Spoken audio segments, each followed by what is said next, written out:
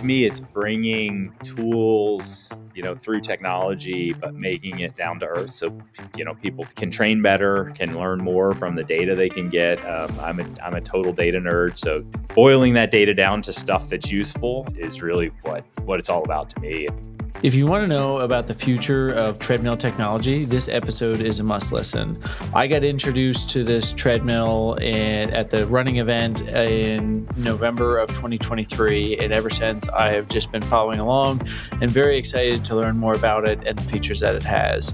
It is something that is designed really to get as close to a natural feel of running outside as possible, and some other technology integrations that makes running on the treadmill a lot more enjoyable. So I think you'll enjoy this episode where we actually get to talk to the founder of Wahoo Fitness, a huge biking and now running company as well, that really is looking to build better athletes. So this is a great alignment with Run DNA, and we had a great conversation that I hope you enjoy here.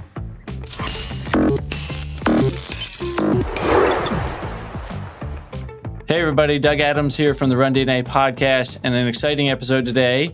A little different one, and I'm very excited for this. We've got Chip Hawkins from Wahoo in, and this is an interview I've been looking forward to for a long time, as well as a user of your products, as well as somebody that's interested in the products that you're developing and how you're kind of getting into the running space a bit here. We're really excited. So a little background on Chip just before we dive in. So Chip is a serial entrepreneur, and your background's in engineering, correct? Yeah, mechanical engineer. Okay. Business degree as well, but business degree as well. Yeah. I had to, I'm sure, because I read a little bit of the history. Like Wahoo started actually as a dock company, right? Where not the name Wahoo comes from your dock business. I was building floating boat docks and had a wild hair to build an iPhone accessory to get heart rate into my iPhone. And nice. That turned into Wahoo Fitness, which is a far cry from a boat dock business, but it worked. Hey, you never know where your path takes you here. You just got to enjoy the ride along the way, or the run there. So, it sounds like you're a big tinker. Enjoys fixing things, building things.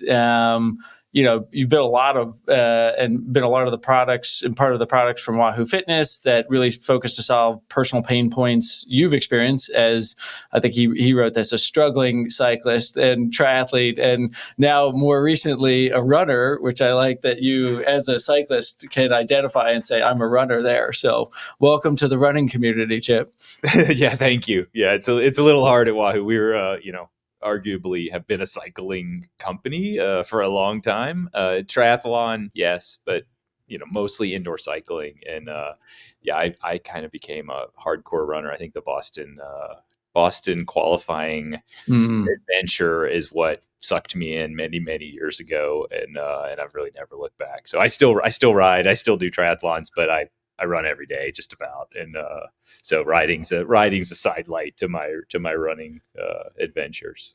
Nice. Okay, so you went straight into marathon as you went in. You just said, so I started late in life, mid-30s.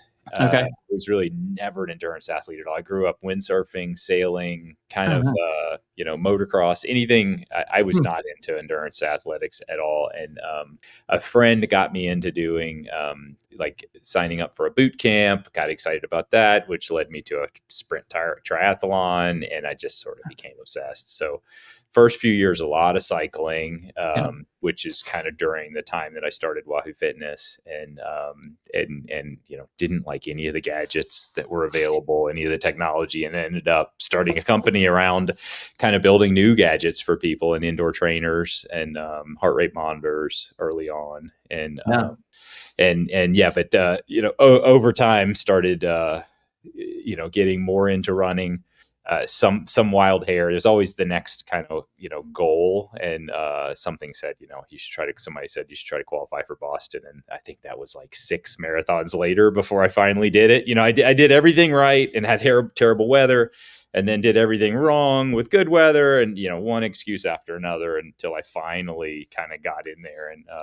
And by the time I qualified, it was I was hooked. And so I've been running ever since, and I don't know how many now, at least probably 30 marathons, like still doing a lot. So Oh man. All right. Well, I'm going to go into some rapid fire questions, but it's interesting about that point because I've been my world revolves around running, right? But we talk about how running is similar but different to a lot of sports, and we talk about runners almost every single runner. There are runners exception to this. They're always looking to be better at any point when they're running. Like they want to run farther, they want to run faster, they want to qualify. Whereas you take a golfer and they're just happy to be out there and they're going to, if they hit 100, they're going to hit 100 9 times out of 10. And if they have a good day and hit a 98, that's fine by them. They're not looking to improve. But the running community, they're always looking to better themselves. They're always looking, how can we go farther? Which is one of the draws to the sport, I think. Yeah, absolutely. And I'm 100% guilty of that. Like, what's my next PR? I went from, marathon down to, mile a couple of years ago, and now it kind of back up. And I've set PRs because I started late in life. I'm still, it's been a couple years since I set a PR. I think half marathon, I'm going to do a half marathon in a couple weeks, and I'm hoping to set a PR. Nice. That's a soft one for me. I've never lined up being in shape with doing a half marathon, and somehow I skipped doing a lot of them. So I'm hopeful. We'll see. Oh no! So I'm going down to the mile right now. Actually, I'm training for a mile. We have I don't know if you ever met Drew Hunter. Is one of the professional runners I work with. He's training me to run a mile, kind of flipping and reversing a little bit there. And he was a former record holder for high school for mile. And it's really fun actually going and running fast for a little bit too. And I figure I'll go back to running long, but running fast is fun for periods as well. I had a blast. I took probably 6 months of training, just going. And I remember I took a training plan that was from a master, like the national championship masters female, I think. Okay. And I'll never forget because it had like a max of 30 miles a week during this training block. And I was like, no way, I'm going to do, I'll do the workouts, but I'm going to do 50 or what, because I usually do 50 or 60 a week. And first week it was like 30 I was like, okay, I get it. I'm not going to do more than 30. Those short, fast workouts, it's a different level, a different, it's complete. So the mileage was right for mile training for sure. For that. Yeah. Yeah, that's about what he has me at too. So, all right. So what did you get after training? I ended up 3. So again, like my Boston try, 3 tries, 452. Nice. At 53 years old. So that's awesome. Yeah. A buddy of mine's the one that got me started. He was going to do a 50-mile race on his 50th birthday. And somewhere during his 49th year, he said, no, I think I'm going to try to run a 5-minute mile instead.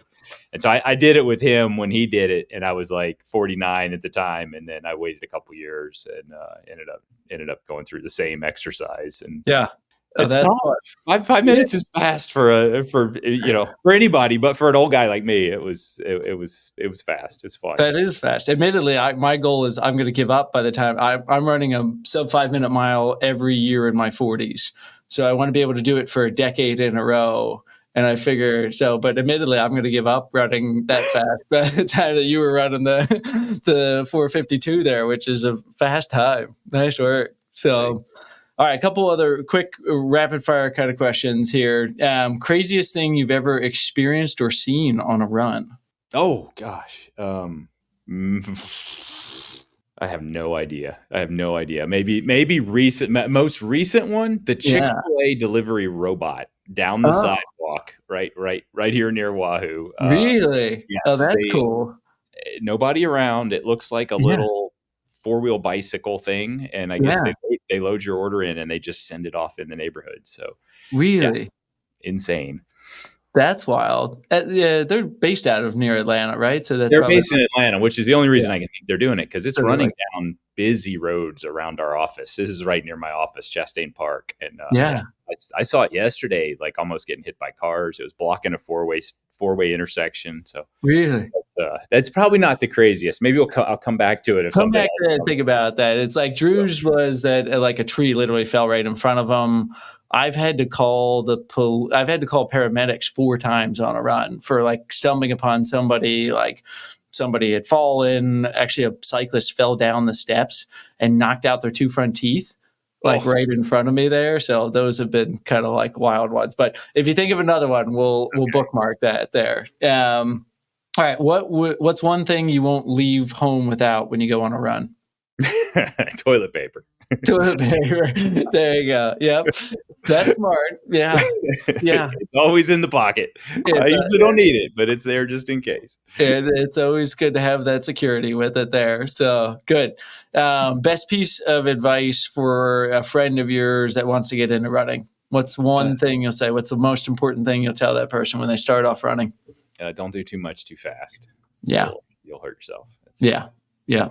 It's easy. It's easy to get excited and jump into it Yeah, and go too far too fast and inevitably injure yourself. So I point him yeah. to Jack Daniel's book. Just yeah. Great book.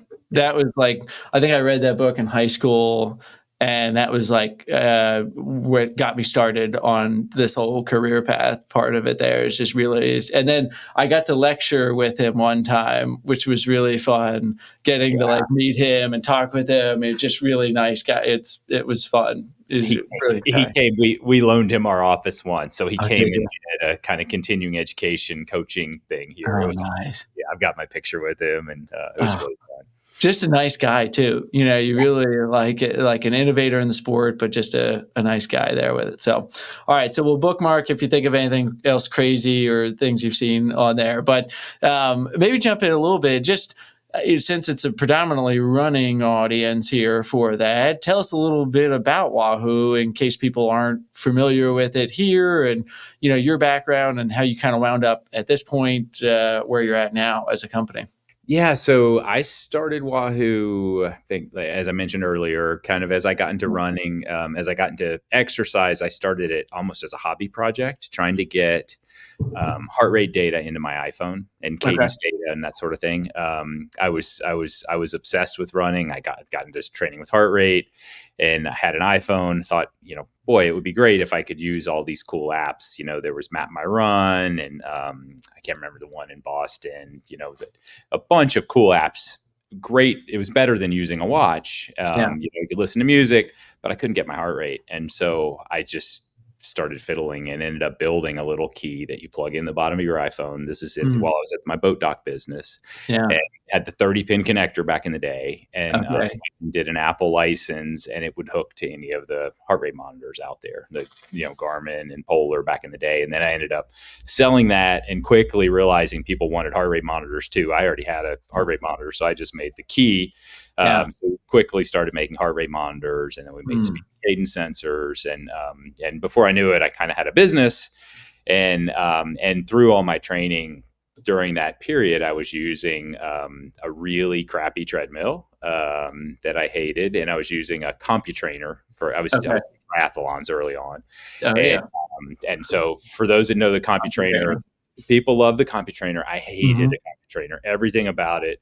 It didn't do what it said it would do. It said you could ride a course kind of in your basement. You could you could do the hills. And I was training for a duathlon that I was trying to win, and I wanted it. It was really hilly. It's at Callaway Gardens in South Georgia, and so I bought this CompuTrainer. It was expensive, and it just didn't work to do what I wanted, what they said it would do. And so I started dreaming of the kicker, which I finally, after starting to sell the heart rate monitors and the keys and kind of getting into and having this business, I was like, well, I might as well make the kicker now. And so I ended up designing and building and selling the kicker. And that really kicked off what people know of Wahoo today. So for cyclists, we're a pretty well-known company. For runners, not at all, but we've sponsored like 4 Tour de France teams. We started with Team Sky, and we have so the first thing we did was the trainers that really did well. Later, I always wanted to use my iPhone, so I would run with my iPhone. I would put my iPhone on my handlebars of my bike. Cyclists thought that was silly. They would be enamored by the fact that I had this incredible data like screen on my computer. I could tell my 60-second power, and all this data was there, my heart rate. So guys I was riding with would look at it and they were fascinated by it, but they would not put it on their bike. It was just like not cool to have a phone as a real cyclist. And so ultimately it was almost like I gave in, and we built a bike computer. So we build GPS bike computers now, and they're quite popular. We compete with Garmin primarily, and we've done a pretty good job, and we have a pretty serious market share. We spawned like several of the we were on almost every stage winner last year in the tour had a Wahoo bike computer on there. So that's like the ultimate. We've a big deal. Yeah.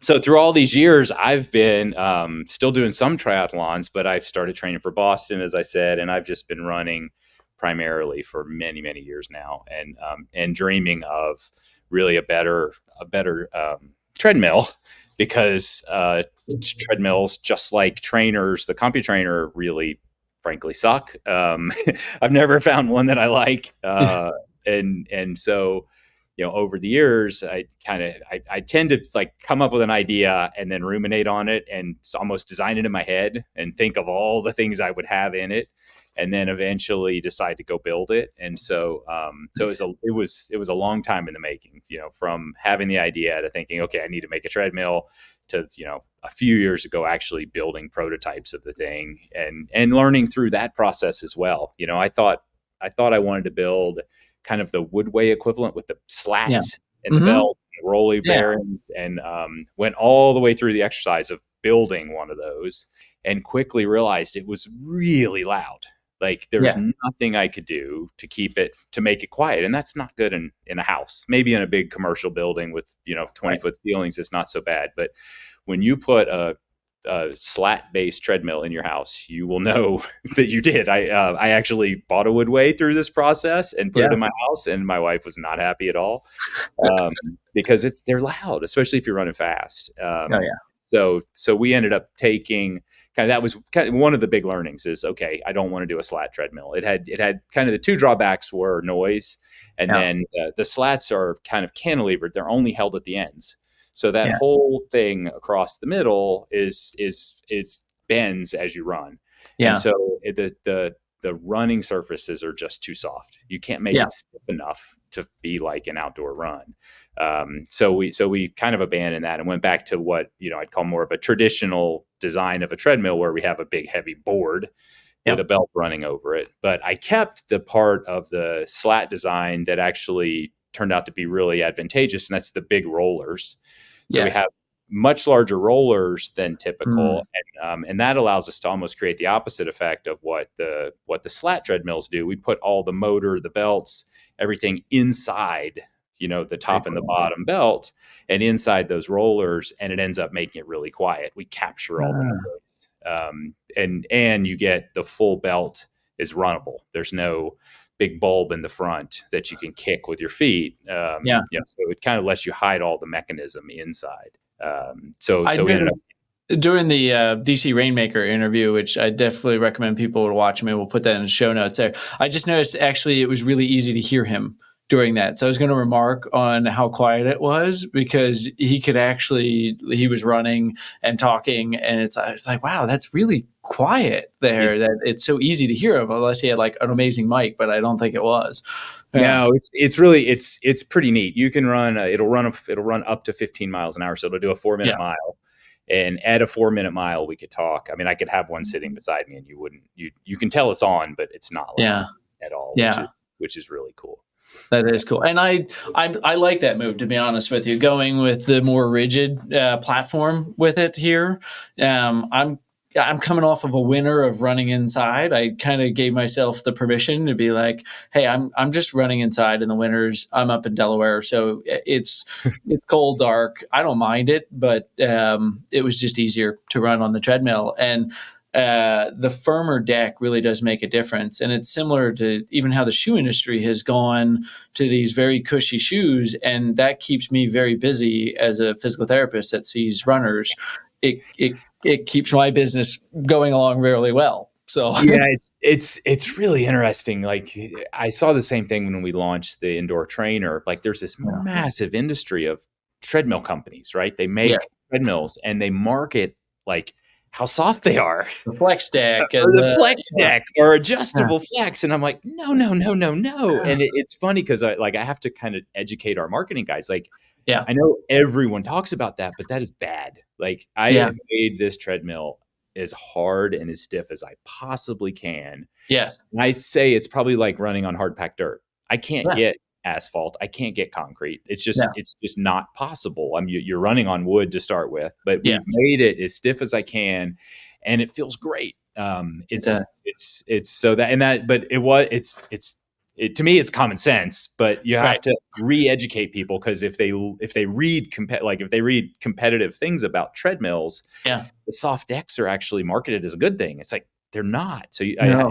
it's a tough thing to do, but hopefully people will understand and pick up. And as soon as they run on it, they can't explain why, but they're like, man, I really like this treadmill, and which is great. I've been to like 3 trade shows now with our treadmill. We aren't selling it yet, like publicly, but we've taken it to the Boston Run Show and the LA Marathon and down to the Olympic Marathon trials. And so I think we've had like over 1,000 people run on it. And we've even done some videos where like getting their reaction, and it's the most satisfying thing for me. Like as they got to kind of like, I see my baby and I see people use it. I'm like, oh, they really do. It really does work. They like it. Yeah, they like it. Well, as an engineer, are you familiar with like the term, we talk about stiffness of the belt, but are you familiar with like spring mass model and stiffness and how that works with like the lower body as well there? Yeah. Yeah, because that's the whole thing. I think, and that's the problem with these really cushy shoes and cushy decks, that it changes the way that your body absorbs the forces, and that changes the mechanics. And for us, that we're a gait analysis company, right? So our idea is we're trying to get as accurate of a view of what you're doing while you're running as possible. So I'm excited about this deck because it is going to be more realistic of what are they as close to what we can possibly get of running outside, but get the consistency. Really running. Yeah. So stiffness is one of the metrics that we measure and we really look at from a performance standpoint that makes a big difference. And if you can train somebody to have improved stiffness, that's something like the professional runners we work with, we train them and do gait analysis to show them how to have like improved stiffness to get more return out of what the ground's putting back into your body. Right. Yeah. So I thought that was a really smart feature. I think that was great. And although, we do have a Woodway in the clinic, like there are some things that I say are drawbacks of that there. But we've had that for a long time when they were kind of the industry standard there. But it's the trainer of the treadmill world is my yes. Yeah, they're great. I mean, I have one, but it's not a Wahoo. Yeah, no, not a Wahoo there. So yeah, that's exciting. You're getting great feedback with it there too. Because there's other, like I think one of the key elements along the same line of a treadmill trying to get closer to how we actually run and being more conducive for that. The feature of being able to auto adjust the speed and you call it free run mode, right? Yeah, so you kind of asked a question, and I've kind of went into just pieces of it, but I think the thing that people are most excited about is free run. Yeah, and one of our data science guys, we've got a few PhDs on staff, and Mark Nattersay is one of them, and his PhD thesis was on the running cadence relationship to pace. And that's how I met him. He was at the ANT conference, and DC Rainmaker was there. And so I was out in the parking lot running with a GPS and a metronome. And it was fascinating. Sorry, I'm going on a complete aside, but this is a perfect tangent for this podcast. That's perfect. It was so neat. So I'm watching Rainmaker run around the parking lot in Canada with a metronome, and Mark's thesis was your cadence naturally varies with your pace. Mm-hmm. It's not to a degree. Yep. You don't want to just have one. So you vary your stride rate and your stride length. But if you can, he can control your pace incredibly accurately by monitoring your cadence and having a stimulus to drive your cadence. And so what he would do is let Ray run around, and if he's running a 9-minute mile, then he picks up his cadence, he plays it back to him in his ear through a metronome, and then you just slow that metronome down and say, okay, now Ray, just run to the metronome, and you can set someone's pace. And so Mark and I used that, and we actually he wrote an app and came to work for us. He was a PhD candidate and then a PhD, but after he graduated, he came to work for us, and we made an app called Cruise Control, and you could listen to music, and we would dynamically adjust the music to control your pace. And it worked really good, but Yeah. it was before its time because it was back before Spotify, so you only Right. had like your Apple library on your phone, and it works really well with music that's in around your running cadence, like 170, 180, but but there's just some music you don't want to run to, so we'd have music that just wouldn't scale right. So you're taking something that's really slow and running it really fast. But anyway, Mark in his lab had a treadmill that did this big scientific machine using cameras. And so he was telling me about it. I was like, man, that's a fantastic idea. We should take that and just turn it into a commercial product. So I can't take credit for, coming up with the idea of doing this run free, but we eventually turned it into, put it into our product. And it's not easy to do. Like, you can't take anything off the shelf. There's no motor controller that you can buy in China or Taiwan. We had to design it all from scratch because you have to be able to speed up and slow down really fast to be able to keep up with people as they're adjusting. But the way that it works is you start running on the treadmill just like you would with a normal treadmill. We have paddles to adjust your speed. And once you get up to any kind of reasonable pace, 12-minute mile or better, you can push a button we call run free. And wherever you are on the belt, when you hit the run free button, you're locked at that position on the belt. So then you can just run along. And if you speed up, naturally what happens when you speed up with a regular treadmill is you'd move forward. What we do is we have a sensor that recognizes where you are. And as soon as it senses that you're a centimeter closer to the front of the treadmill, it's like, no, you're not. And we speed up. And so we just naturally control it. And it's fun to watch people learn how to do it because, and I have to, when we're describing to people that are going to do it, what to do, one of the things people say is, if you want to speed up, move forward. And it's not really that at all. You want to just speed up because you can because you're not really running, you're not really moving. You can kind of artificially jump forward on a treadmill. And so it's possible to kind of mess yourself up. You can move forward faster than you're actually accelerating. And then you're in the front of the treadmill out of that zone. And then it really speeds up. And then you got to back up. But it takes, all of 2 or 3 minutes to master it. And then you just run naturally. You don't have to think about it. And you can control your pace from, anywhere up to a 4-minute mile. And it's fun to watch it at trade shows. People tend to run really fast. They're like, they love it. And the other thing is people aren't used to slowing down on a treadmill. It's just like, what happens? What would you expect to happen if you slow down on the treadmill? You're going to get thrown off the back. But it doesn't happen at all. It just slows down for you. So getting through those first few, like, wait a minute, this isn't natural. Just takes it's a really quick thing. And you can see, I'm sure Raymaker did it and kind of everyone's fast. Everyone sort of says, you can learn it quick, and then it's kind of like, this is really cool. And the other piece of this treadmill is most treadmills have like all this information on the screen, like built-in programs, lights, bells, instructors, all that stuff. It's like none of that stuff is useful. So I wanted to take the absolute opposite. So our treadmill tells you how fast you're going in minutes per mile or minutes per kilometer. And then it tells you what your current grade is. We don't have a timer. We don't have distance. That's not what the treadmill's for. And typically, if you're recording with a watch or an iPad or an Apple TV or some piece of software, which is what we're intending you to do, there's this disconnect between what's your watch say and what's the treadmill say. And like, so just get rid of that. So ours has no concept of distance or time. It's just a device that lets you run. And then you can connect it to your watch if you want, or you can connect it to an iPad. And we've got apps. But like we work really closely with Zwift, which people in the cycling world know really well, but it's like a virtual gaming world for cycling or running.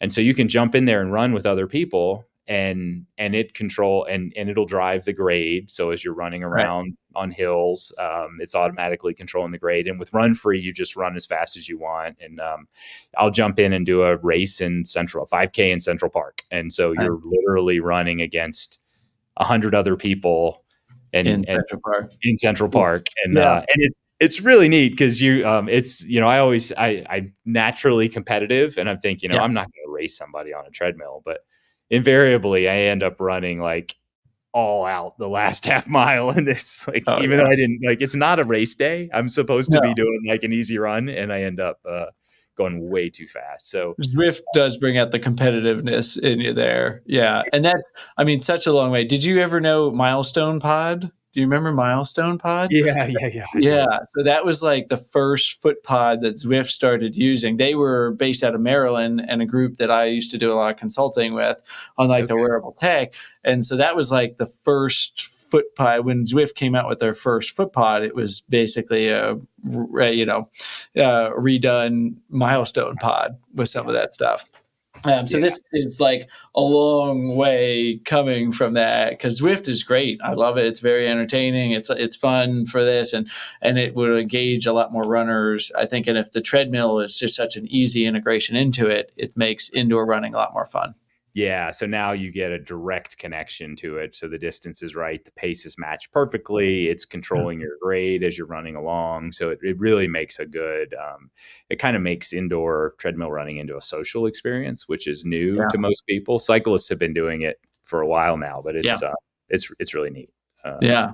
And to go back to two of you, like your point about your advice that you gave for runners about not running too fast, like take it slow, kind of go into it. And then this is kind of that same benefit, because what we see is a lot of people get injured in the sport of running. That's just a reality of it. Is it's like half of runners at any given time, and upwards of 82% of runners every year are injured, which is a sobering statistic there. But I think that one of the big reasons that is that people run too fast, and they think that they're faster than they are, and they let the ego creep in a little bit.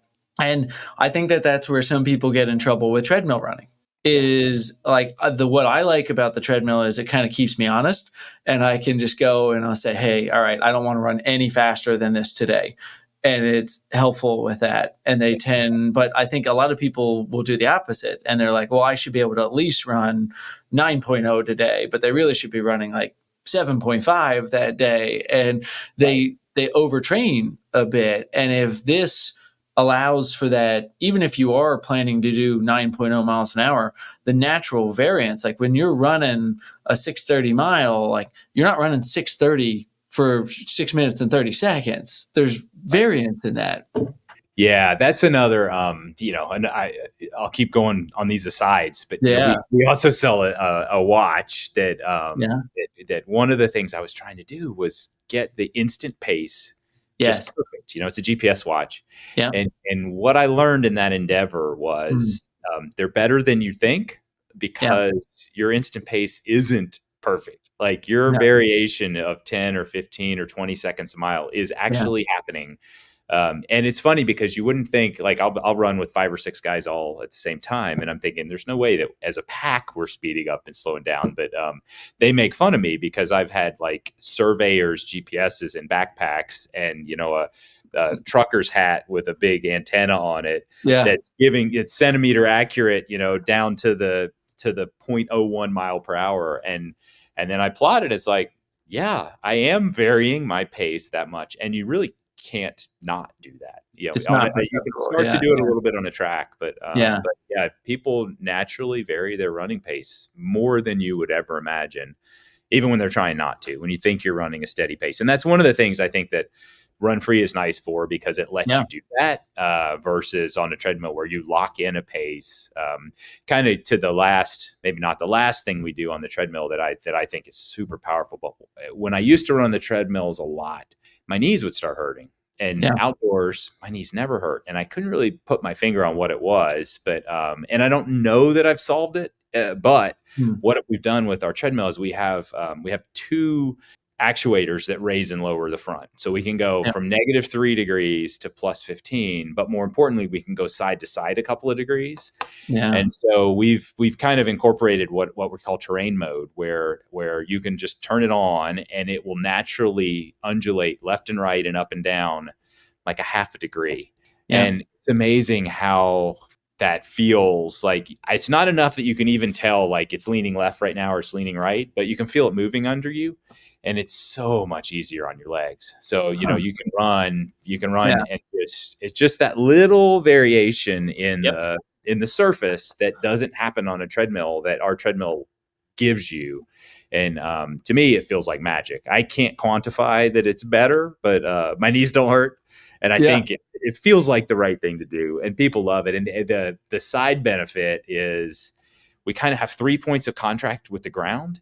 Yes. And with me and the treadmill that I had in the basement, whether it's a Woodway or my really crappy one I had before that, my basement's not flat. And so getting the thing level was a never ending battle. Like I'd get it perfectly level and I come back a week later and I'm running and everything's shaking, and like, and I'm like, what is wrong? And I get down there and sure enough, it's got these 4 adjustment feet and one of them is a 1/4 inch off the ground.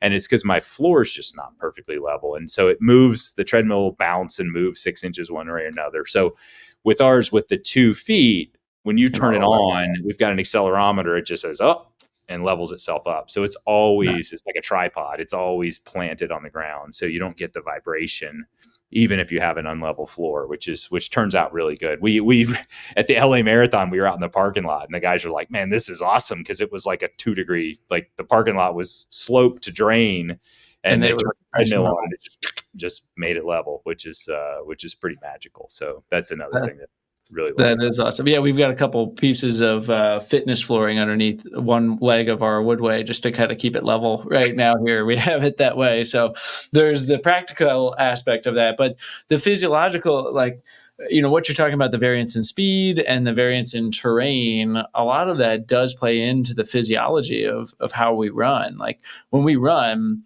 we're cycling through different parts of the muscle. Like if you're using your quadriceps when your foot's on the ground to absorb some of the forces, you're not using the whole quadriceps at the whole time. You're using parts of it and you cycle it through. And I think that's where a lot of people feel very much more fatigued on a treadmill. There's the aspect of you're not getting the ambient air cooling you down, which you guys have great fans for that as well. But there's also the aspect of that you're not getting as much variation in terrain. So you're using the same muscle groups over and over again, as opposed to spreading it out, where what you're describing is the same as my run this morning, where for a while I was on the right side of the road and then I was on the left side of the road and then I crossed the road, and there's that variation that we naturally see when we run. Yeah, it's definitely a valuable adder that makes it a lot better. Yeah. So it just sounds like a great way to really replicate a little bit more of what you're going to see, just the treadmill alone, right? Take out the interaction with the inner with Zwift and doing that aspect of it. But just running on the treadmill alone gives you more of that variation on what you're going to see. It's going to make it more natural of running there, which a lot of people, I think, will appreciate and feel the difference in that. So yeah, I'm excited to try. I think we might be the running event. I think our booth is actually right across from you guys here. So maybe I'll hop on one there. That's in November. So we'll get a chance to get on it there. And maybe we can get you on a gait analysis. We can look at your for your knee stuff here. Have you ever had a gait analysis or done that? I've never had a gait analysis. No, really? I should. I've worked myself up. I was used to be injury prone, Achilles and everything else. And knock on wood, I've managed to not really get injured much anymore. Maybe I'm not pushing as hard as I used to. I don't know, but it's been a long time since I've had an injury, so we'll see. I think the engineer in you will love the data aspect of seeing and understanding, because it's one of those things, like you're saying, people get on the treadmill and they get this like, oh, that feels different. We changed their form, and my favorite thing to do with a running analysis is we have like an algorithm that interprets all the data, and then it tells them how to change their running form. And then we give them some cues and some drills, and then we have them run again. And when they run again, they start running. They're like, wow, this is different. Yeah, different. And then you say, okay, go back to your old way. And they're like, no, I won't do it. I'll never run that way again, because it feels like so different there from it. So that aha moment is kind of fun when you can leverage technology to help people realize that aha moment, just like you're doing there. Yeah, absolutely. Yeah. So, well, I'm super excited about the treadmill, and I think it's just going to be an amazing thing. What, just how is this in line with Wahoo's mission, right? Because Wahoo has a really great mission that I think I really resonate with here, and it sounds like it's just right up the alley of this. But maybe you can even say, "Hey, what's next after the treadmill, or what else are you working on?" That of building better athletes is the mission for Wahoo, right? So, Yeah, yeah, building the better athlete in all of us. yeah, It really is. Like, to me, it's bringing tools, through technology, but making it down to earth, so people can train better, can learn more from the data they can get. I'm a total data nerd, so boiling that data down to stuff that's useful is really what it's all about to me.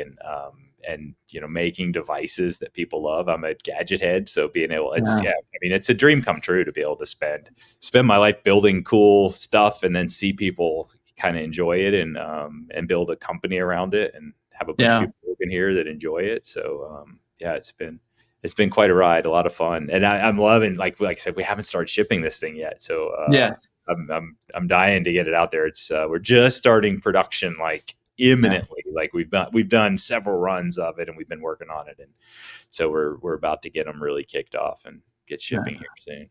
Yeah, that's awesome. What do you think the future of wearable technology is? Like, what's to come here with wearables? Here, I know I've got some thoughts on what I'd like to see, but what do you think the next evolution is with is it AI? Is it not AI? Is there a different? How do we get the sensors even better? Because that's some of the challenge of it there.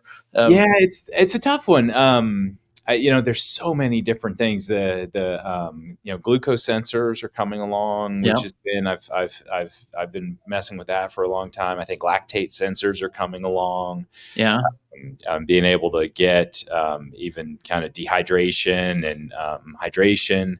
I've always wanted, and it's too much on the medical side. But if you could just implant a little sensor, and we make heart rate monitors, we make a great heart rate monitor, but I hate having to put that thing on. Like, if I could just inject a little pill capsule under my arm and just broadcast my heart rate, or store it all the time, be so much better. So it's totally doable. Like, I don't think it's going to be us, because we'll have to have like FDA approval and all that stuff, which is just probably not worth it. But those are the things, just to be able to get that data kind of 24/7, and wearables are going that way with the ring form factors and that sort of thing. I think they're all super valuable. Understanding HRV, but to me, it's making it so that you can collect all that data without pain. That's I'm using an Apple Watch lately to get kind of HRV and sleep, and it's just not comfortable to sleep in, and the battery only lasts a day, so I've forget to put it back. Charging fatigue. I'll charge it before bed. It's like, oh yeah, but I forgot to put it back on. So eventually, I think getting it to where it's almost like a little AI assistant that's just plugged into your arm that always collects it, and you don't have to think about it. Maybe we'll get there.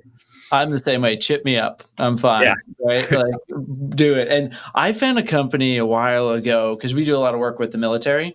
And so I consult with them on wearables a lot in their Strong Lab. And I had found this. It had to be maybe 4 or 5 years ago. There was a company that was doing sensors they lasted a year, and you would paint the circuits onto the body and then put a patch over top of it there that was like weatherproof. And then it had on like one of those, 2032 batteries. It would basically last for a year. And their idea was to put it would be like a year-long temporary tattoo on you. You could get an Iron Man symbol over it, or you could do, somebody's name or face if you wanted to, and it would last a year. And transmit all the data. You could get glucose and lactate and blood pressure, I think they were saying. And I would love to see that. I hope somebody invents that one day here in my lifetime.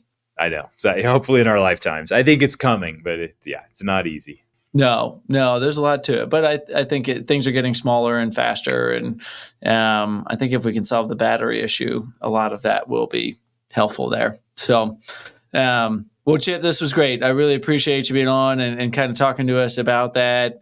Did you think of any other crazy running experiences or anything else you want to share before we kind of sign off here?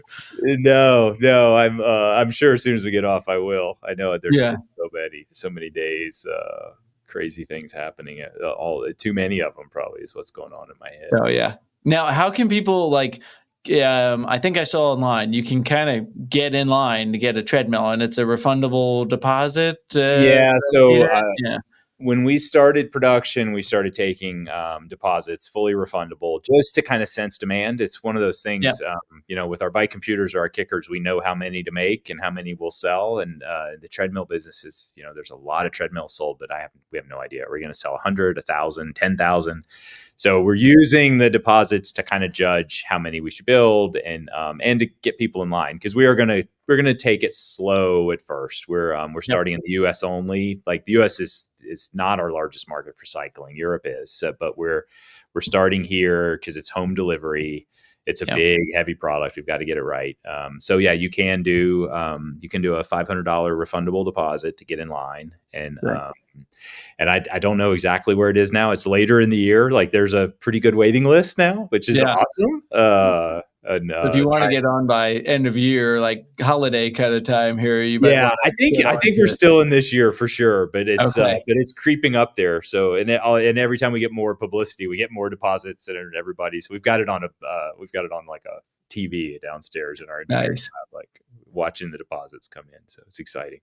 That's exciting. So, well, great. Well, thank you for being on. Maybe we'll get to do your gait analysis in November here. If you make it out to that show, that would be fun and get a chance to see it. And but I know I'm excited for it as well, and just appreciate the time and thought and effort. And it's nice to have a product designed by somebody that is a runner and understands it and is looking for some of those things and was so thoughtful for it. So congratulations on a great product there. Thank you. Yeah. All right. Well, thanks everybody for listening. As always, head over to rundna.com if you want more info for our newsletter.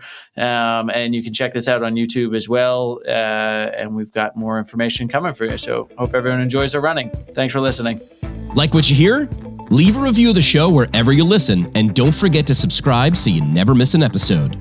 RunDNA helps runners and running specialists through education and technology to identify each runner's unique injury profile to avoid setbacks and maximize results. The RunDNA podcast is produced by Ace Running LLC. The RunDNA podcast is intended for educational purposes only. No clinical decision-making should be based solely on one source. While care is taken to ensure accuracy, factual errors can occur. Always seek the guidance of qualified medical professionals before making healthcare decisions. Find us online at rundna.com.